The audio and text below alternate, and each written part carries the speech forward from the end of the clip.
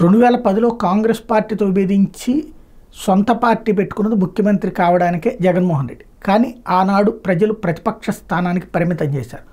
అప్పుడు ప్రతిపక్ష పాత్ర ఆశించినంతగా ఇప్పుడు తెలుగుదేశం పార్టీ గత 5 ఏళ్లలో చేసినంత ప్రతిపక్ష పాత్ర అందులో ఒక 30% చేసుంటాడు జగన్మోహన్ రెడ్డి. ఎందుకు అంటే నెలకోసారి ఒక 48 గంటల దీక్షలు, మిగతాది విమర్శలు, ఇంతవరకే పరిమితమైంది.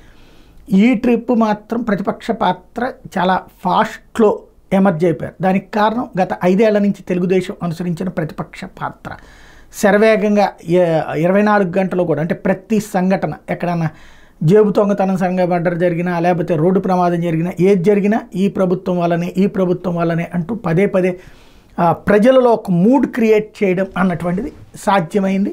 5 ఏళ్ల నుంచి అందులో నిజాలు 40%, అబద్ధాలు 60% ఉంటే ఆ 60% అబద్ధాలనే ప్రజలు నిజమని నమ్మించేటటువంటి విధంగా మీడియా అంతా ఒక వ్యూహాత్మకంగా వెళ్ళుకొచ్చారు. 40% నిజాలు మాత్రం ఖచ్చితంగా ఉంటాయి, విమర్శలు. అది ఇప్పుడు జగన్మోహన్ రెడ్డి గ్రహించారు. అంటే ప్రతిపక్ష పాత్ర ద్వారా వాళ్ళు సక్సెస్ అయ్యారు, అందులో కూటమి కట్టడం ఇదంతా.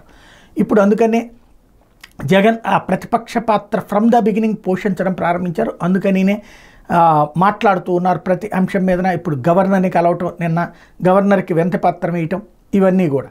గతంలో ఇట్లా జరగలేదా అంటే, గతంలో 2014-19లో ఇట్లా దాడులు కూడా జరగలేదు వైఎస్ఆర్ కాంగ్రెస్ పార్టీ మీద. లేదా 2019 తర్వాత తెలుగుదేశం పార్టీ వాళ్ళ మీద ఇంత దాడులు కూడా ఏం జరగలేదు.